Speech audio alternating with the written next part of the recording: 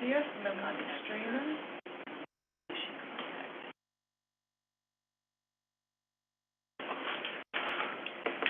I can't seem to get my camera on, but I am here. Okay, we're working on it too. We're here too.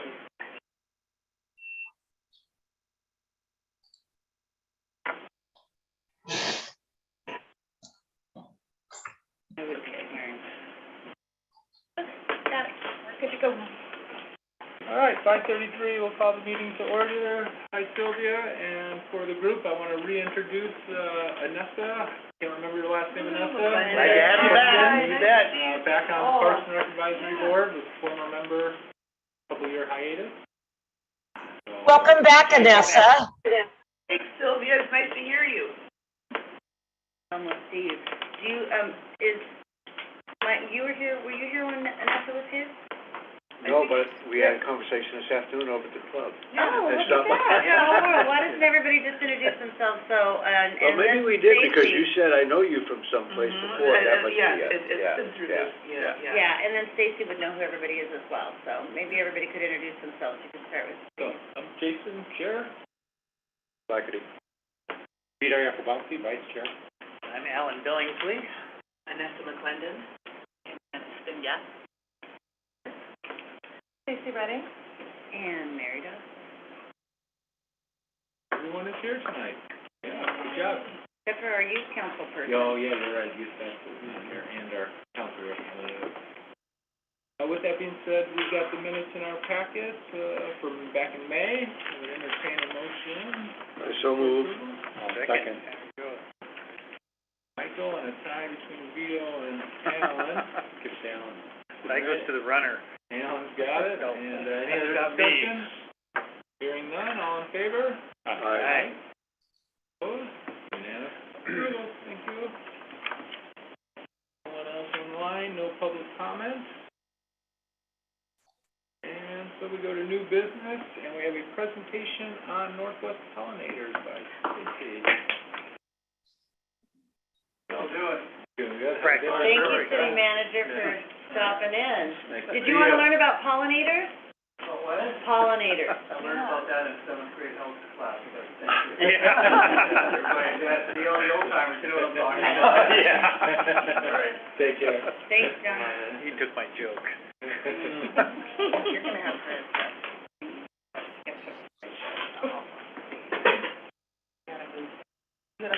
If you want, are you gonna use your little pointer? No. Okay, then you can just, cross that out. Start the slideshow. Is it just under Yeah, you can move that, yeah.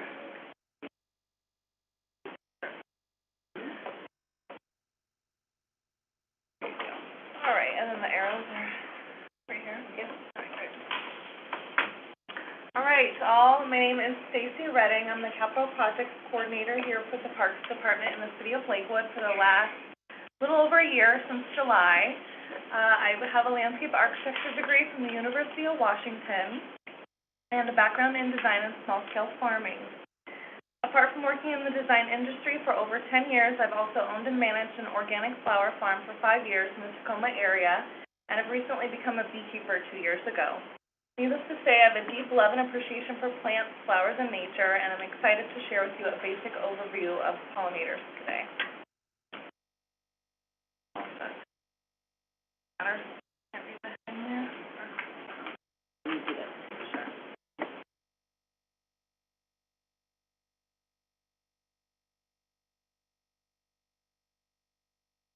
Keep talking. All right, so who are pollinators? Bees are likely the first thing that comes to mind at the mention of pollinators, but many other types of insects and animals help pollinate plants. These include wasps, bats, birds, lizards, butterflies, beetles, and moths, many of which don't get the credit they deserve for their role in the food web and instead have a negative stigma when it comes to contact with humans.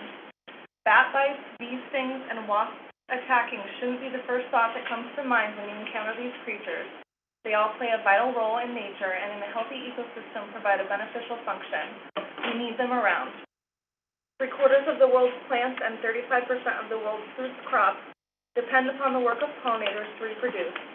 While a bug and bat-free life sound ideal, I'm here to change your mind about allowing them to coexist with us and offer some information and actions you can take to support these beneficial creatures. So how does pollination work? Come on, you can do it. Right there.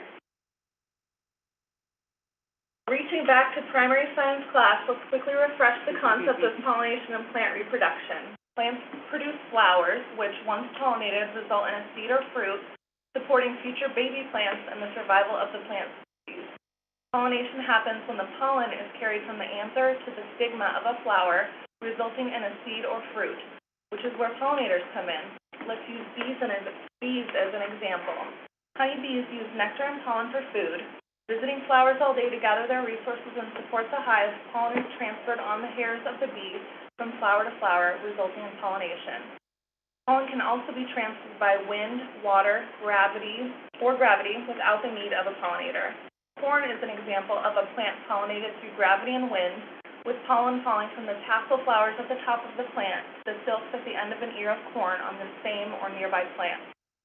While corn doesn't greatly benefit from a bee or butterfly visiting them for pollination, about 250,000 species of plants do need their help.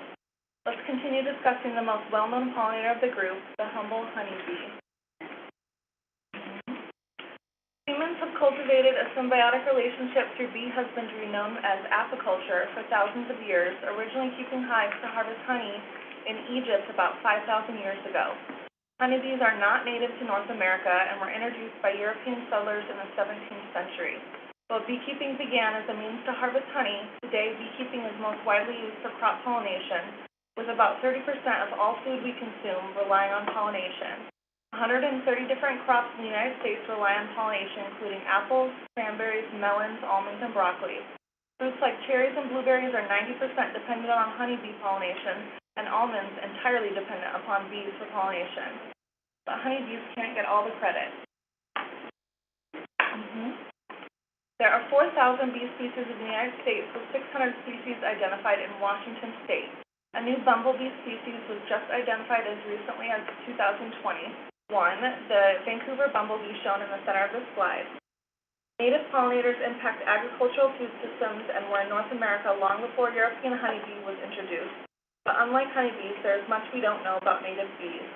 Many native bees are smaller in size than a grain of rice, and of approximately 4,000 native bee species in the United States, 10% have not been named or described. About 20 to 45% of native bees are pollen specialists, meaning that they only use pollen from one species of plant. If that plant is removed, the bee goes away. If the bees are removed, the plant doesn't reproduce. Agricultural crops that rely on native pollinators include squash, tomatoes, cherries, blueberries, and cranberries. Mason bees. The orchard mason bee is a general beneficial insect that has potential as a pollinator of apples, cherries, and other tree fruits. It is found throughout Washington, particularly in wooded areas, but often around homes in urban areas, and actually more closely resembles a large fly than a honey or bumblebee. They are much more effective at pollinating flowers than a honeybee because they have a lot of hair on their body which picks up pollen. Unlike honeybees, which clean themselves after each visit to a flower and lose 90% of the pollen, mason bees carry all of the pollen from flower to flower, which makes them 120 times more effective at pollinating flowers than honeybees. They live in ready-made holes drilled by woodpeckers, beetles, or humans. They'll also nest in narrow openings and crevices around homes and gardens. Mason bees don't store honey for the winter, instead choosing to hibernate in cocoons. They fly out after air temperatures warm up to 55 degrees, whereas honeybees prefer temperatures above 66 degrees in the spring.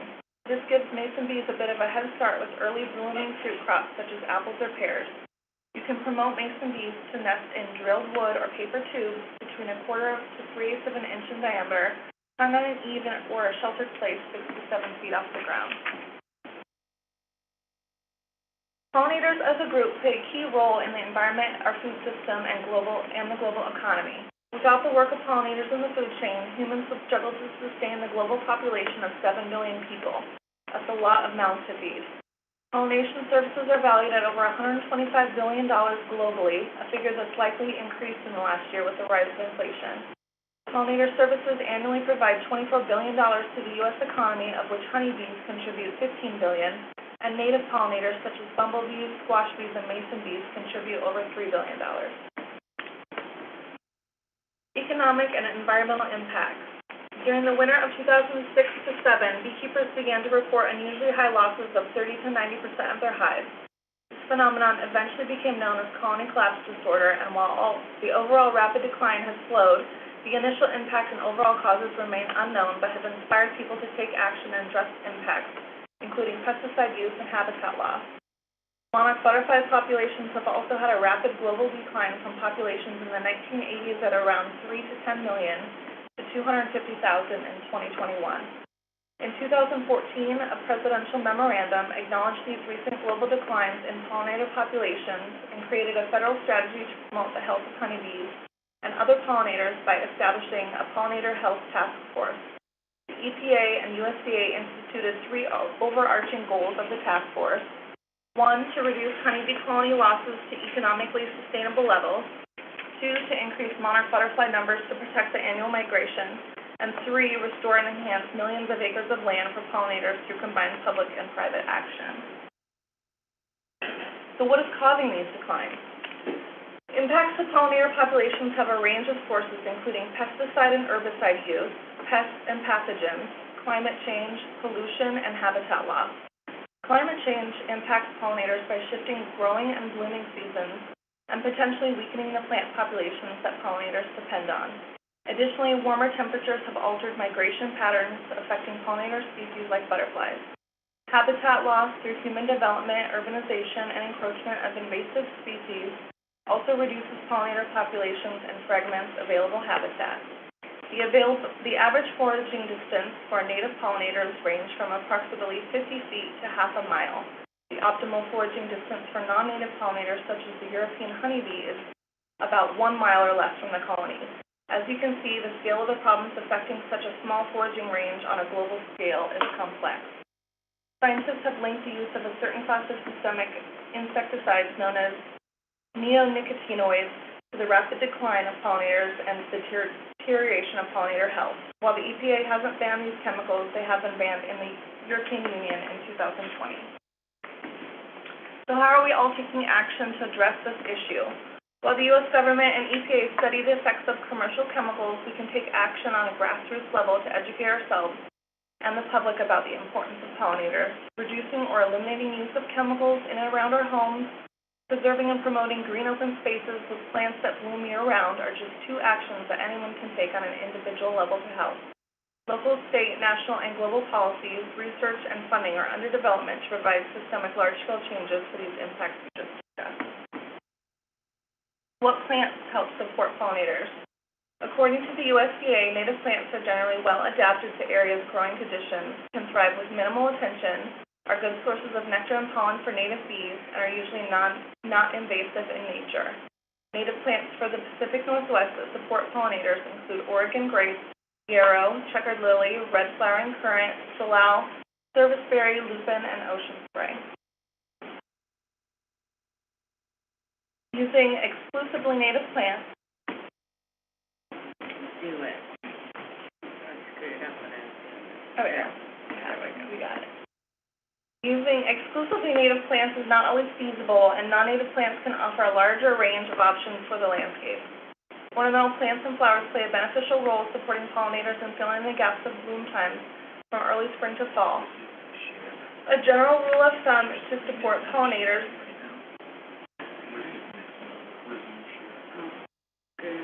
What is that? That was sharing the screen. Jesus. Shared window is closed. Okay, now I'm really... You're killing me. I'm sorry. What did you do here? Is it on the thumb drive? Yeah, go to the file. Okay, sorry, kids. Sorry, Oh, down here. intermission here. I know. Why do you think there was such... Why do you think there was such a decline for... This one? Okay, why am I doing this? I know, but I wasn't there. I was working on it. It's hard with those little trackpads. There we go. They're annoying to deal with. Okay, why do you think there was such a decline on the monarch butterfly when that chart, you showed us that chart? When I was reading about it, part of the, rise of monoculture in the Midwest, so like corn, soybeans, has really eliminated the diversity and foraging habitats when they're migrating, as well as forest loss in Mexico has really hit hard their, habitat, apart from pesticides. Okay, not a total loser. All right, here we go.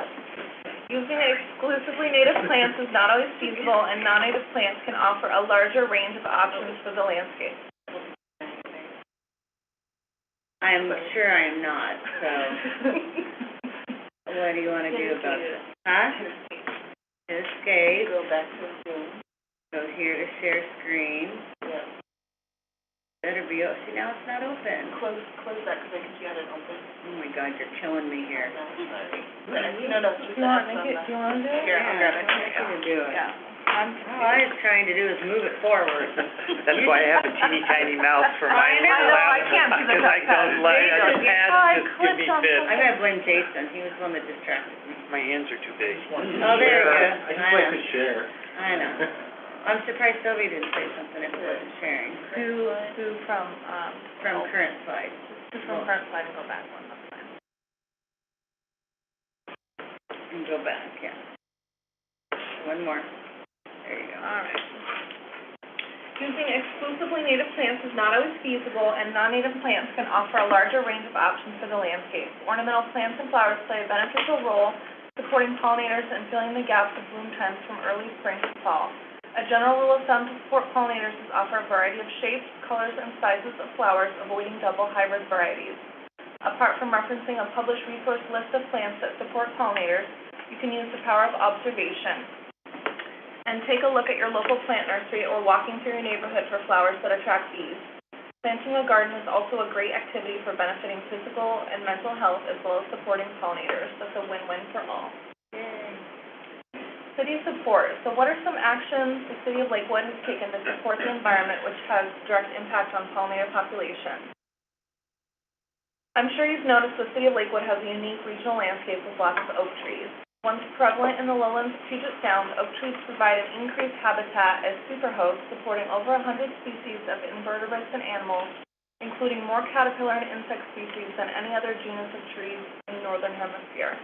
Along with their function in our ecosystem, these oak trees provide a valuable aesthetic character as highly scenic assets in parks and developed urban areas. The city has recently been updating their comprehensive plan to promote preservation of the Gary oak trees in our community. Currently, our critical area development plan also requires use of native plants. Updates could include an exemption for residential lots under 17,000 square feet from tree removal applications, as well as defining oak trees over 4 inches in diameter as significant trees. The city has also identified an urban tree canopy goal of 40% coverage to reduce air pollution and urban heat island effects. With a current coverage of 26%, this is an ambitious goal that would help promote a network of plants that support quality of life for people and pollinators. Additional potential programs to promote pollinators in our community could include public outreach and education. No-mow areas and leaving leaves around trees in the fall through winter preserves hibernating or nesting pollinator habitat. National Pollinator Week in June is an annual event to educate and celebrate support of pollinator health. Social media partnerships, events, and signage can be created to support education of these initiatives and actions as part of our city event calendar.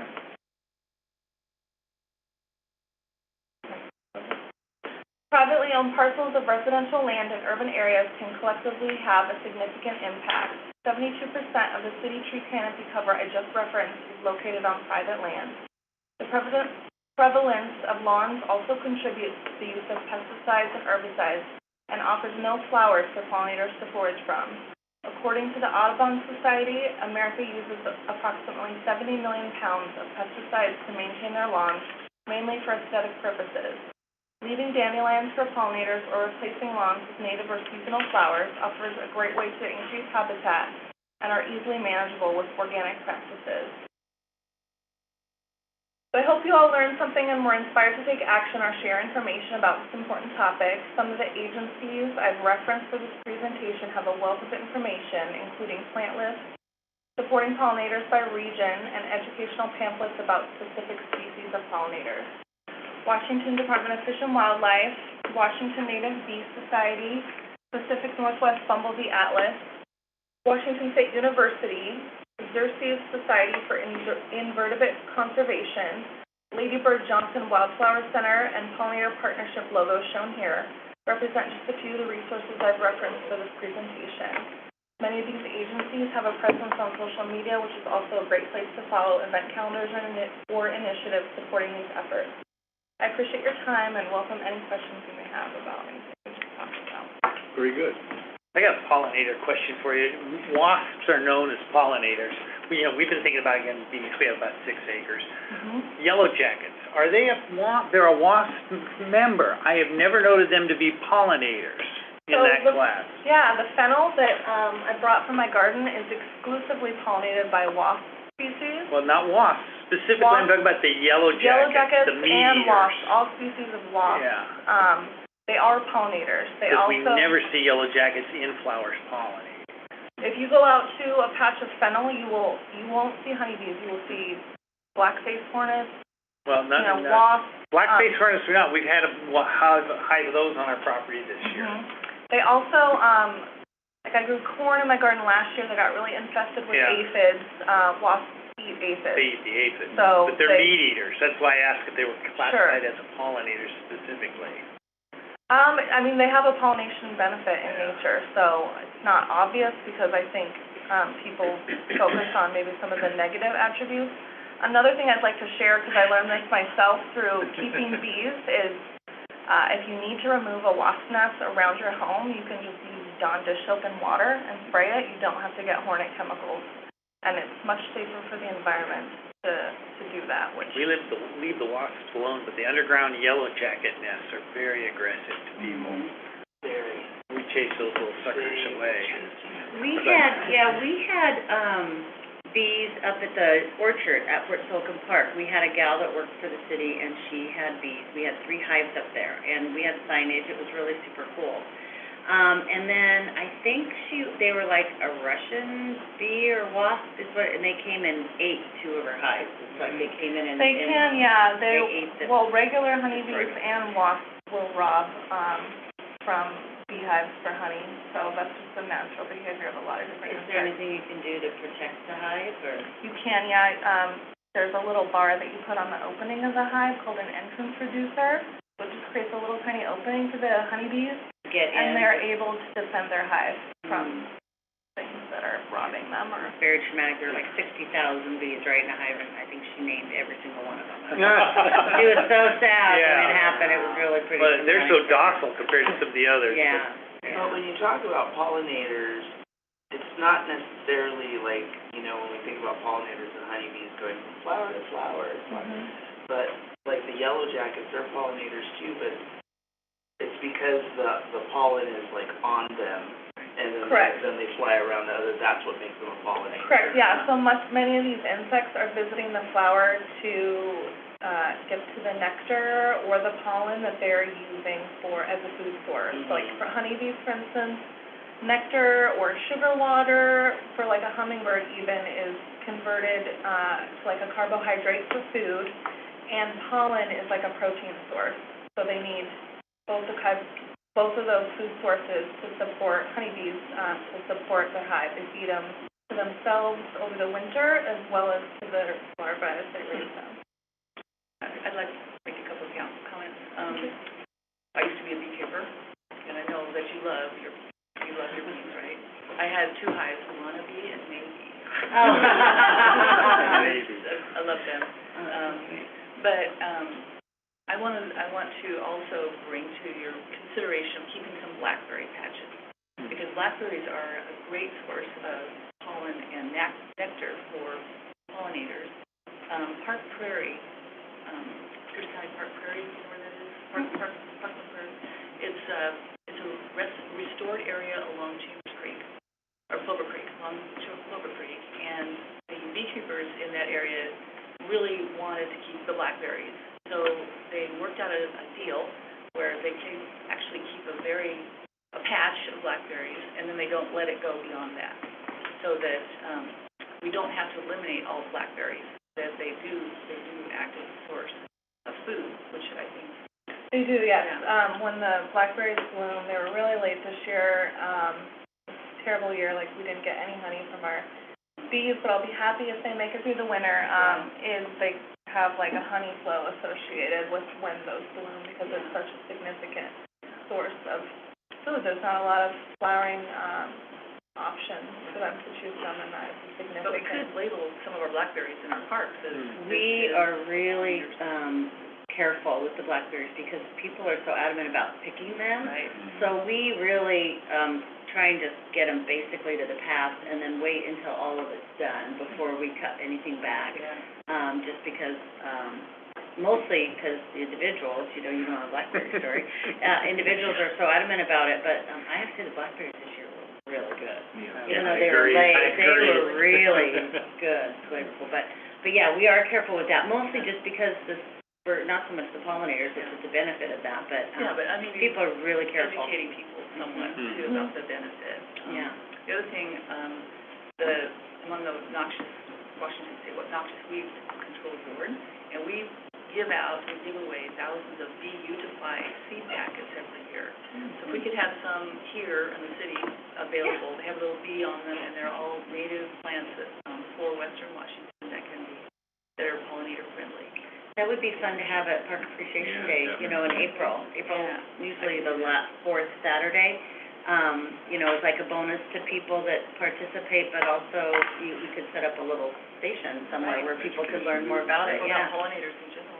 Yeah, a lot of those resources that I mentioned have PDF handouts, like at least 50 that are just really informational for folks that have, it's a great, learning opportunity. I think knowledge is power, and when people learn about things, they might, pay more attention and appreciate it. That would be a cool remind me to get that order in, or you can order it yourself. And are they free? Yeah. Yeah, and what's the time frame for which to order a... Well, so every year we mix a new mix, so, how many do you think you want? I don't know, 100? Sure, 200. 200? And whatever was left over, we could use for the kids in the summer, we could do like an arts and crafty thing or something, or spring break. Farmers market. Farmers market, that'd be such a great Eagle Scout project, right, really, to do something on pollinators. I think we should do a photo walk with Theo and... Sowing the seeds. Sowing the seeds. I think 200 is probably going to be way too many. Maybe you want 1,000.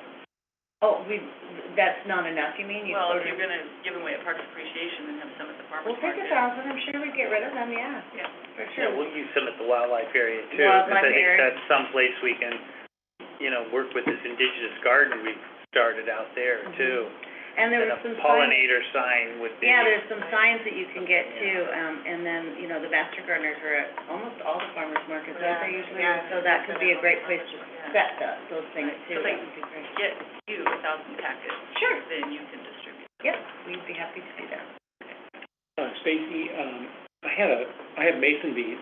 I've had them for about 3 years, and the first year they were not too active, The second year, this year, they just exploded. And they've gone everywhere. They're nesting now. They filled up the house. Really? Oh, no. And now they're building their little cocoons or their little mud packs, on my shakes. They're climbing up under the shakes, and they find a little hole there, and they go up in there. So I'm Too much of anything is okay, right? It's okay. I'll live with it. Don't tell them what you're doing with them. I'll live with it. I'm concerned about predators like birds, like pileated, not pileated, but flickers. Flickers are everywhere. They're going for ants, but should I have any concern about predators? The predators, I did read, because carpenter bees is a species of bee that will eat wood. But mason bees won't eat any of your wood siding. They're just have a preference for a certain size that they're looking to nest in. I mean, I'm not sure how to answer that question. Yeah. I would maybe try to deter them if you could somehow shim certain areas that are really prevalent for them nesting. Yeah. Because they will probably, I have 2 sites as well, and when they get established in a certain area, they're gonna keep coming back to that area. Yeah, I found them, they even, were going down into the pavers, cottage stones and stuff, and they're going down on the ground and nesting, or at least trying to nest, I think. We'll find out next spring when they Yeah, I need to emerge bring and then you go. aboard, then you can collect them and send some over to us. Yeah. There you go. Because, you know, But they if just went nuts. Yeah. You So- can if you want to remove them if they are somewhere. Yeah. Like, once they've nested and gone dormant, you can take them out, they're in like a little cocoon, like, Right. you know, one after another, and if Yeah. you move them somewhere else, it wouldn't hurt them while they're dormant. And then they would just come out, you know, you can maybe relocate them and hope to promote them nesting somewhere else. Oh, they're kind of fun. They do look just like flies, though. They Yeah. look like big flies. Mm-hmm. The Blueberry Farm Park in Federal Way and a couple others, we've got them, and, yeah, they Yeah. just take, you can They're see going. them now. It's been pretty about 3 or 4 years, and blueberry plants really like it. People complaining about them getting in the house, or like, No. like in their I mean, eggs. we're not, the 2 parks that are in aren't really super residential, but we've got little signs, and people respect them. Kind of like the years when everybody was getting ladybugs for their Yeah. aphids, and then all of a sudden ladybugs were in everybody's attic, they were floating on logs in the lake, I mean, they were everywhere. It's like a little bit of... You can rent mason bees too. My brother does that up at Oh, is that SeaTac. right? He gets them, Yeah. puts them out, has to send them back in the fall once they mud over their tubes again too. Wow, did you use it for pollination Yeah. then, for gardening Yeah. or something? Well, there you go, Vito, just start putting. There you go. Keep that in mind. That's a good one. Vital bees. Any other questions for Stacy? That's great. Thank you. Awesome. Good presentation, thank you. All right, so we move on with Alan, he's gonna give us an update on the Southtown Wildlife The Area. first one, Ellen? It's the second one. It's the one that says update, yeah, the top one there. October 2022. There you go.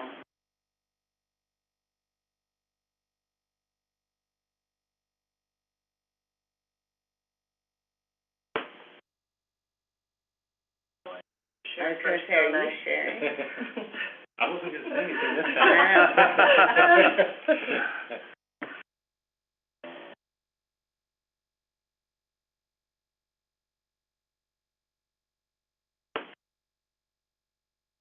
I'm gonna move Perfect. that far Do you want too. this? Yeah, it's just arrowed down now. I don't have any words on it, so we don't have to dodge anything. This is just Okay. pictures, because a picture's worth 1,000 words, and I don't even know 1,000 words. I figure we just show you. If you don't know, this is the entrance to the wildlife area, and this is basically just an update of what's happened in the last 10 months over there.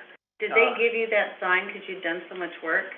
Because that's a new sign. No, it's not. It's not? They're gonna produce a new one and put on Phillips Road like that. The new Oh. area director and I met about doing that, so people, when they're driving down the road, know about it, which was part of the reason of the fence we built along Phillips Road. So this is a picture of the aerial view of the habitat we're trying to restore in the prairie area.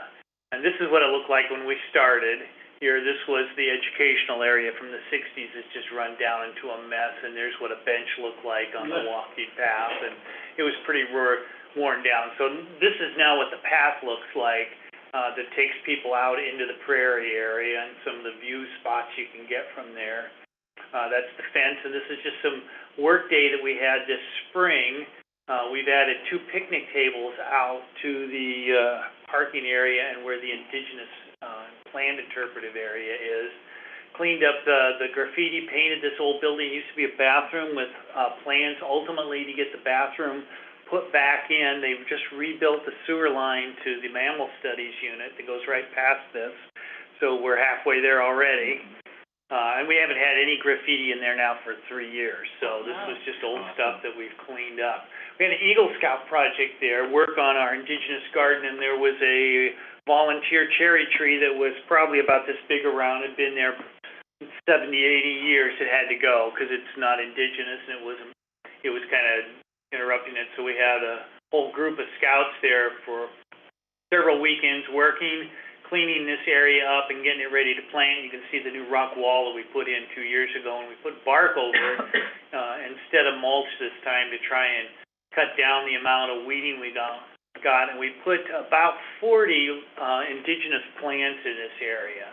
And in addition to that, we put signage in all of them with little QR codes. So when you go past this area, as the plants grow, you can take your cell phone and take a picture of that little QR code, and it sends you to the Wikipedia for that specific plant, tells you about it, why it's important, what it should look like, and what its seasons are.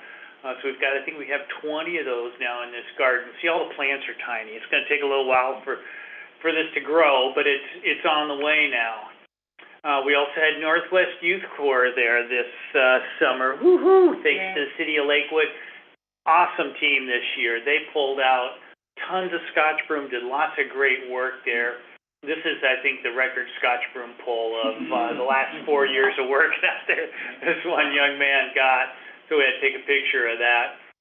We've now cleared probably about 30% of the prairie of Scotch broom now, which is significant. There's still a lot out there, but we've really made some headway. This was the oak grove that was completely buried in Scotch broom when we started the project. Now you can see there's no Scotch broom in sight. Any little things that shows up now, we just send a crew through once a year, and they hand pull them, and they're gone. Unfortunately, those dang Scotch broom seeds are good for 50 years, but so we'll be doing it for a while, but we are making some headway. The other thing we did is we poured cement around the old bird pens there, and are laying some pads to make a place for picnics and group gatherings there. Inside the concrete slabs, we've got 12 different sets of animal footprints we're putting in them as we go. So the kids can come there and see the animal footprints, and then go to a sign that's up on the building and say, well, what is this? Is that a bobcat? Is that a duck? What have you? So they can get an idea what it looks like. We're going to pour another one of those this very weekend for the picnic area. You can see the new fence lines up there. So this is kind of what it looks like early summer.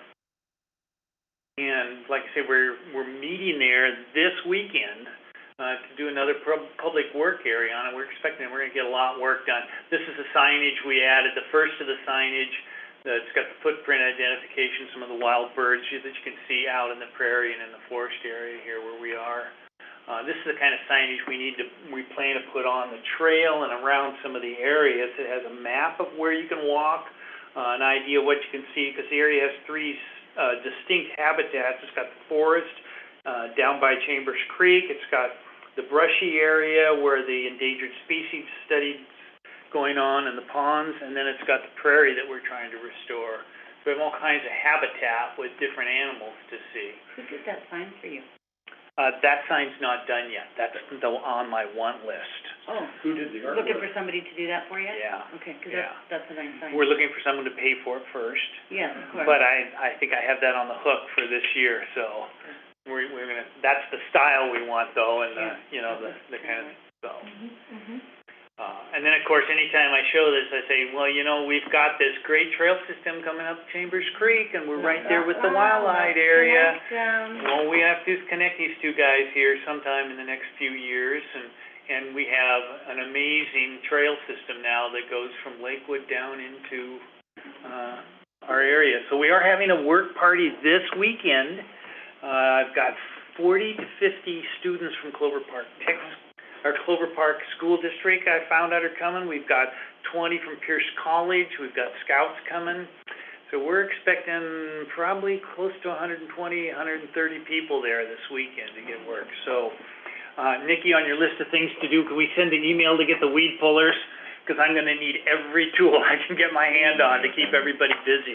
Does Doris have some too? Yeah, I can ask her. Yeah, Doris. I think she has That does the Scotch broom out at Fort Silicon.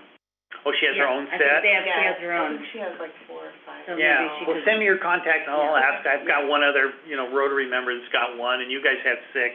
Yeah. And usually 2 people for every Scotch broom puller works out to keep a crew going.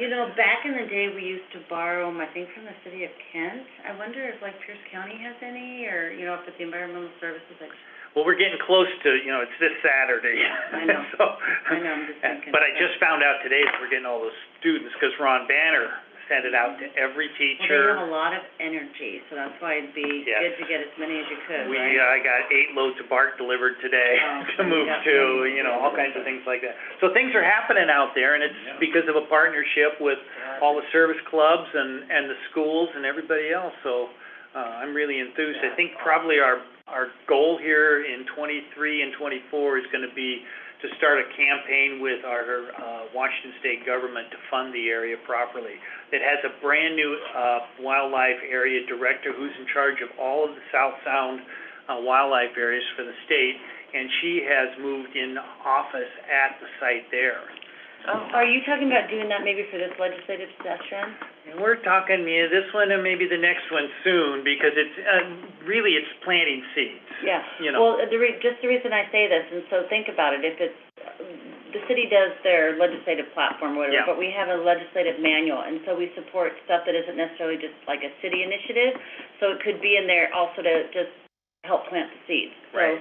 So if you're not ready this year, because they're already like working on their I legislative thought it thing. was probably already Well, it's done. almost all done. They're doing a retreat in 2 weeks, but, we're finalizing it now. So if there was some language or something that you wanted to be considered, if you sent it to me, I could find out if we could slip it in. Like, again, it would be, you know, we support lots of different things and not necessarily always our initiatives, but it's like, you know, we support the work of the RCO and the Washington Recreation and Wildlife Coalition, and we do other stuff, so. Sure. Are you gonna be, who's working on that with you?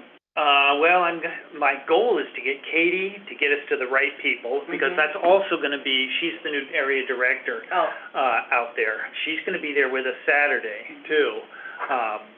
But, you know, one of the other goals was to have them lift the requirement for the Discover Pass to park on site. right, so Because the city's adopted it, the city people have adopted it, they're working at maintaining it, and so we'd like it to have access to all regardless of ability to pay. That's gonna be our stance, you know, and to get them to lift that, and they don't make any money. they don't. You know, I buy mine every year, and it won't change that behavior, but it will allow the people who can't afford it and don't to still go in and use it. Well, and they may sell more just by giving people access to it the first time and then recognize they can afford it. And ultimately, when we're looking at this maybe being parking for part of the access to the Chambers Creek Trail, there's some advantage to that too. So anyway, just be thinking about that if that's coming our way, just that, you know, there's always benefit in being in several things, so. Done. That was good. Great work, Very good. So who's helping you with the sewer on that restroom building? Is Well, that it the just state? happens that the state had to rebuild the sewer line from the Mammal Studies building, which is one of the old hatchery buildings, all the way out to Phillips Road this last summer. And they were there while we were working with Northwest Youth Corps and all. So we got that line marked, and in fact, they looked by that building to see if they could find where the sewer line for it went, and could never find it. Sure.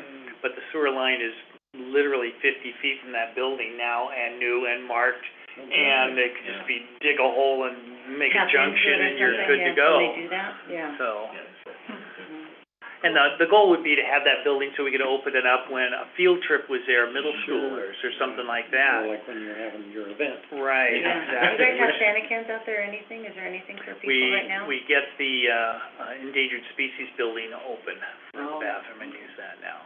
So I know where the hidden key is, and Right. I got all that, yeah, so we moved in close enough. So, Katie Leishman is her name, and she's the new area director. She's also gonna be in charge of the State Wildlife Advisory Board that you're on. Oh, okay. So you'll, if you haven't, you'll be hearing from her. I noticed your name in a couple of emails go by. Yeah, I hear, and then they've had it, then they haven't, and so. Yeah, well, they had a Zoom meeting just to introduce her, like 2 weeks ago. So, that'll probably show up again here. Yeah. Good. Thank you, Ellen. Any other questions? All right, we're on to the director's report. Well, I don't have a report officially for anybody. We're working on our budget right now. We'll be, I think it's gonna be a pretty good year for us. Pretty much, we're adding some maintenance workers, which is great, because that's been a long time coming. We've taken on a lot.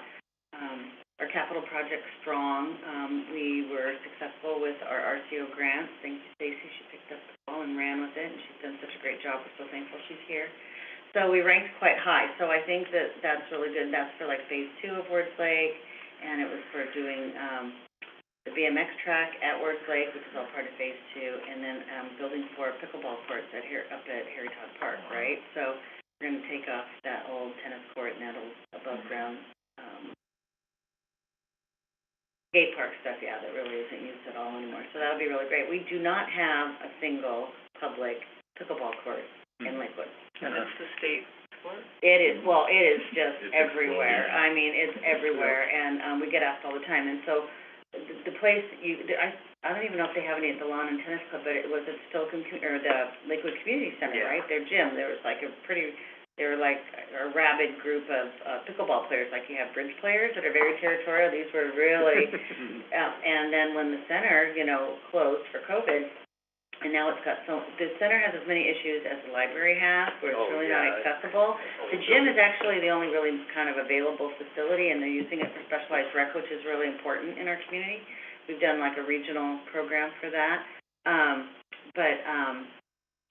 I don't know if we're gonna be able to return to it, right? So we're looking at options, for the Lakewood Community Center, sorry. But anyway, so, we've got a strong capital budget, all the other stuff that we do with streets and buildings and facilities, but, so we'll probably talk about that at our November meeting. We'll give you an update on the budget and what's going on. Next month, we're gonna be doing, work on Primley Park, right? Primley, we did for Oak Brook Park. We kind of met with the residents and kind of gathered their ideas. And we had a $50,000 budget, and they had a little bit bigger set of ideas. And so we've actually put in for resources for next year's budget, additional $100,000 so that we can do some of that work. So we'll be getting back to those residents. I'm sure it'll go through. And then, but next month. Is that gonna be at Primley Park? Well, we wanted to, but because of the time, we were gonna try and do it this month, but we couldn't get it pulled off with all that's been happening. So we're gonna do it next month, but the problem is that to do it after hours, to make it accessible to all the neighbors, it's dark in October. So we'll probably do it here and do a, group and invite all the neighbors to come in and just talk about what they like. I would really recommend that you go take a look at the park if you can. We'll send you the address just so you can see it. You might not have been there for years, as you recall. The playground's outlived its life. It's been over 15 years, but it was really built by the neighbors. A lot of those folks have moved or moved on in life, and so really it's to come back and take a look. It's a very natural area. It's a great little spot, but what do we want it to be? What does the neighbors want? What did the neighbors want it to be? So we've got some resources to do some work in there. And maybe they'll have such big ideas, we'll have to ask for more money for them too, but I think we have $50,000 budgeted, which is, it's a little teeny play structure that they have, but maybe there's some other things they want to do, so we'll be working on that and coming up. And then, we'll be bringing back, if not November, January, because we don't meet in December, is, we'll give you a summary of the street end update report. That'll always be fun. And then park signs. We're working with, on trying to finalize, working with a consultant to work on the park signs, because everybody had their own idea. So we're gonna come back together and come up hopefully with an idea. So we're working on that, so. Lots happening. Is there anything else big and exciting that, Truck and Tractor Day's coming up? That's on the 8th. So, that'll be exciting. It's always great fun at Port Silicon Park. And then just the tree lighting will be happening. Oh, so that's on December 10th, I think is the date, Saturday. I think we'll have the artwork, public art will be installed, the Gateway project that's down there, and we'll do a little work on uplighting some trees, and so we'll sort of probably kick off the holiday, event. What was the tree lighting date, did you say? I think it's gonna be on the 10th. It says That's that's a Saturday. Saturday, Yeah, yeah. that second Saturday, so. And there's no parade this year? Yeah, no, we're gonna do a real parade. No more Yeah. standing and having the people go Okay. through. It's gonna be a Because I got a real group of parade. cubs that wanna join it. Oh, yes, Probably, please do, yeah. It's already out there, I think, in the last connection, so Okay. just have them make contact, but we're gonna stage down there at Motor Ave instead of where we did it before, so that'll be a great place. We'll stage for the parade, we'll light the artwork and the trees, and then we'll come to City Hall and light the city trees, so. But we're having a real parade. Last year, as you recall, we did the drive-through parade again, and it was freezing and windy and cold, and the park just, you can only take so many people per hour, so that's coming up, lots coming up, so my ducks in a row next time. Is there an update from the city council on the tree preservation code update? Well, as a matter of fact. I attended a couple of those meetings, and they were pretty, Yeah, they actually, last night, I was here till, I talked about the Nisqually project. That too.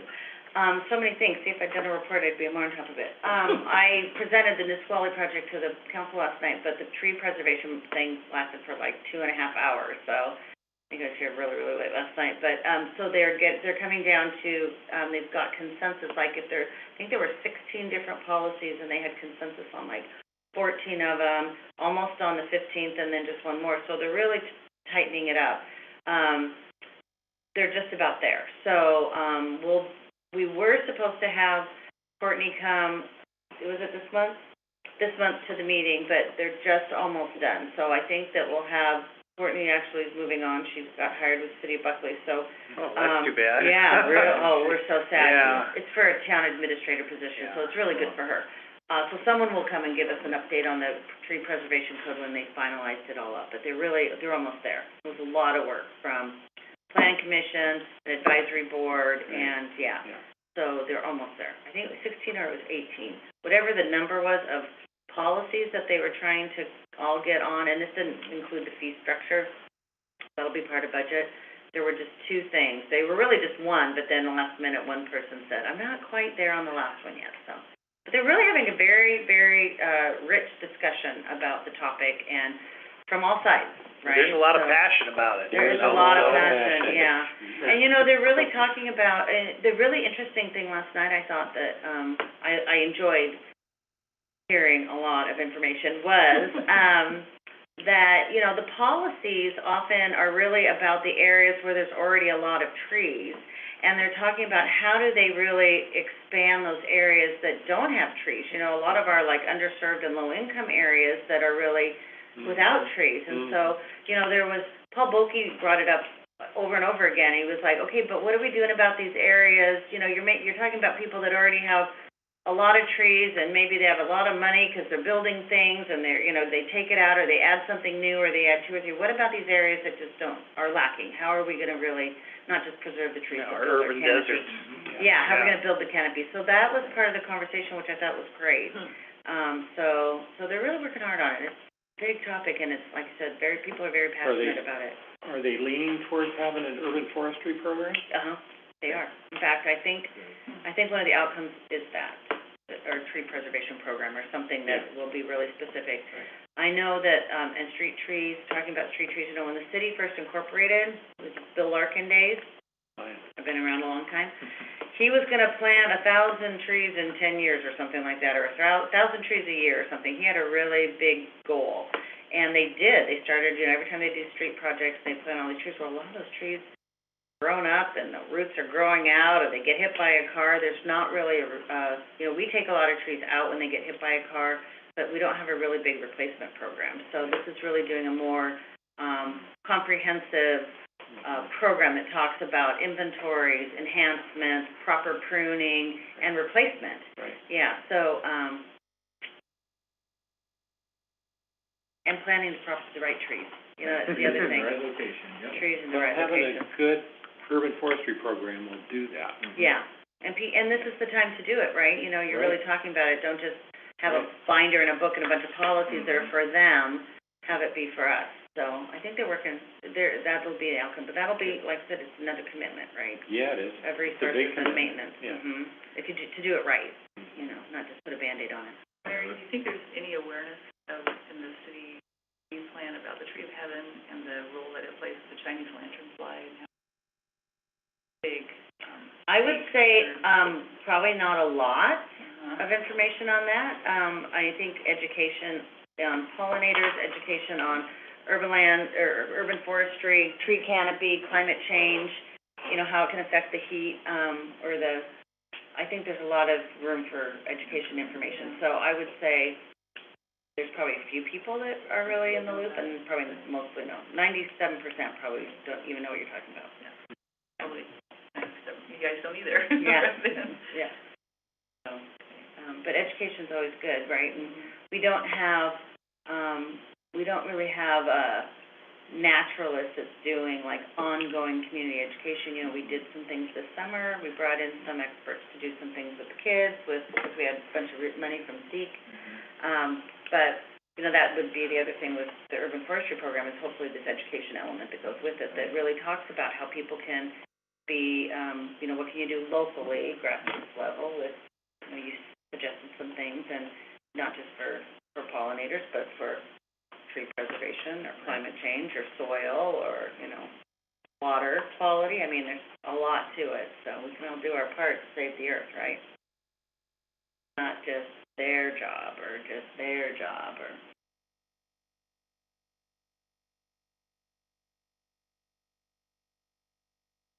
Question? Comments? All right, we got our next meeting on October 25th. Yeah, we're gonna talk about Friendly Park. We're gonna be here. Yep. So if not here, like maybe the council chambers, so we can move people around, we'll kind of see what the interest is. It's not a big area anyway, I'm not Right. sure you're gonna get masses of people, but hopefully we'll get, you know, folks that really live around there and care, so. Energy Park, I think it's west side, there's a couple spots where you can pull off in the grass in the park there, otherwise it's really tight turnaround. Off of, Barlow. Point de Leon, Yeah. right? Yeah. You go that way and then you If you turn. go, yeah, if you go by the library and Yeah, you kind of go around that way. yeah, But we'll send you, an address so that you can yeah. take a look at it while the weather's still nice and it's light out. Entertain a motion to adjourn? I make a motion to adjourn. All right, Vito, second. Michael? Any other discussion, all in favor? Aye. All right. It took our clock down, we had to go for earlier. Behind the flowers. 6:29. National Bye, all. Pollinator. Bye, Joanne. He was already leaving. What?